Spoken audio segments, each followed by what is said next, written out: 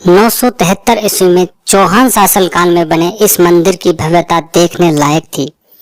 एक ऊंचे शिखर से परिपूर्ण इस मंदिर की दीवारों पर तरह तरह के दृश्यों वाली प्रतिमाएं उकेरी गई थी।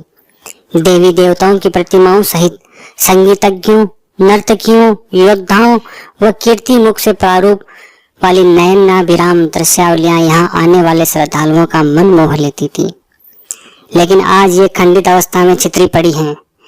भारतीय पुरातत्व विभाग ने इस देश की अमूल्य धरोहर को सहेजने की कोशिश पर की है, पर इन शानदार व उत्कृष्ट शिल्प कला के नमूने को इस तरह खंडित अवस्था में अपनी आंखों से देखने वाले के मन में कई प्रश्न उठ खड़े होते हैं, जैसे कि किसने इसको उजाड़ा, क्यों इन प्रतिमाओं को खंडित कर इस भव्य प्राचीन मंदिर को ध्वस्त किया, कौन था वह दरिंदा जिसने ये कुकृत्य किया, इस भव्यता को उजाड़ने के पीछे उस आतताई का क्या प्रयोजन था, आदि आदि सवाल हमारे मन में उकेरते रहते हैं।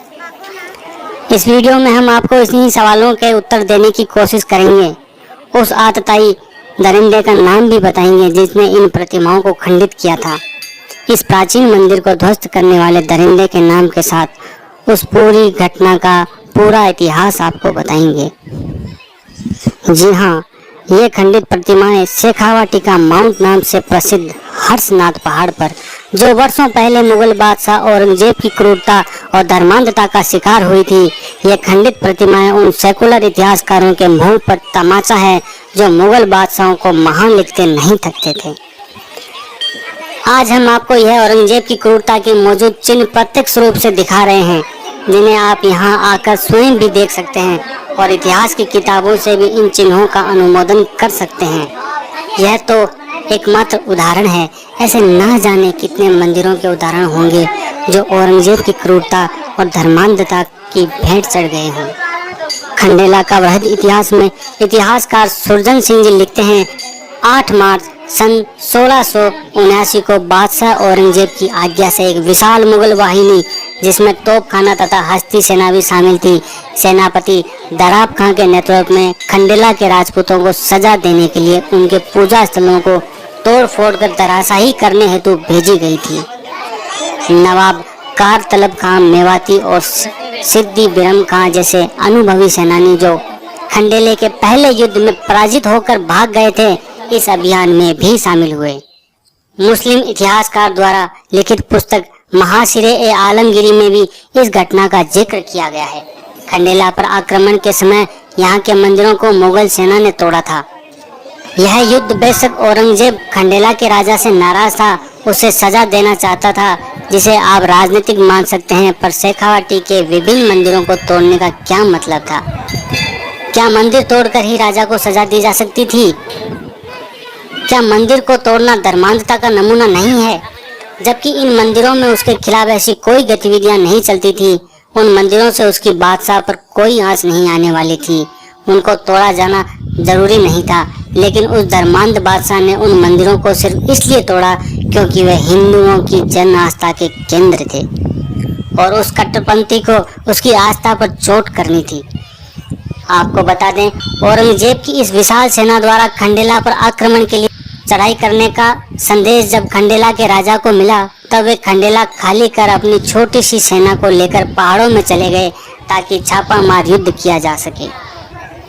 खंडेला नगर जन शून्य होने पर मुगल सेना द्वारा वहां के स्थित मंदिरों को तोड़े जाने की सूचना मिलने पर कोई लगभग 300 धर्मपरायण शेखावत वीर सुजान सिंह छापोली के नेतृत्व में मंदिर की रक्षार्थ खंडेला में आ डटे।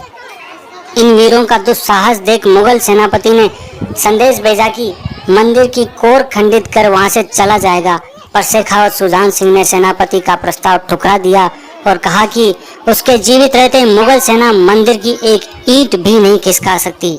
परिणाम स्वरूप युद्ध हुआ और एक भी शेखावत ने पीठ नहीं दिखाई। 300 के 300 वीर सपूत अपनी तलवार का जोहर दिखाते हुए शहीद हो गए, पर अपने जीवित रहते खंडेला का एक भी मंदिर खंडित नहीं होने दिया। इन वीरों ने जहां खंडेला के जिस दरवाजे पर युद्ध कर सनातन धर्म की रक्षा के लिए प्राणोत्सव किया था, उस दरवाजे का नाम आज भी काला दरवाजा पड़ा हुआ है। आज भी इसे काला दरवाजा के नाम से ही जाना जाता है। शेखावाटी के इन मंदिरों को ध्वंस करने पहुंची औरंगजेब की सेना खंडेला खाटू श्याम जी हर्षनाथ आदि मंदिरों को तोड़ने के बाद जीर्ण माता मंदिर को तोड़ने के उद्देश्य से पहाड़ियों के जैसे ही पहुंची, पहाड़ियों में मौजूद बड़ी संख्या में बड़ी मधुमक्खियां, जिन्हें स्थानीय लोग भंवरा मोह कहते हैं, छिड़ गई और औरंगजेब की सेना का काट काट कर बुरा हाल कर दिया। तब उनसे बचने के लिए औरंगजेब के सेनापति मंदिर के पुजारियों के शरण में गए और बचाव का उपाय पूछा। पुजारियों द्वारा बताए जाने के बाद सेनापति ने देवी मंदिर में तेल चढ़ाया। तब जाकर मधुमक्खियों ने सेना का पीछा छोड़ा और तब से देवी माँ के मंदिर में दिया जलाने हेतु तेल का सारा खर्च औरंगजेब के खजाने से आने लगा, जिसे बाद में दिल्ली द्वारा जयपुर रियासत के जिम्मे लगा दिया गया, जो आज़ादी से पूर्व तक मंदिर में आता था। इस मामले को लेकर सेकुलर लेखक औरंगजेब को धर्मनिरपेक्षता की संज्ञा दे सकते हैं। वे दावा करते हैं कि देखो, जीर्ण माता मंदिर में औरंगजेब ने दीपक जलाने हेतु तेल खर्च का अनुदान दिया था, पर क्यों दिया था इस पर सेकुलर लेखक मौन धारण कर लेंगे, जबकि स्थानीय जनता आज भी जानती है कि यह अनुदान नहीं, एक फटी का सौदा था। औरंगजेब ने अपनी सेना की भलाई के लिए ये चढ़ावा बोला था। हो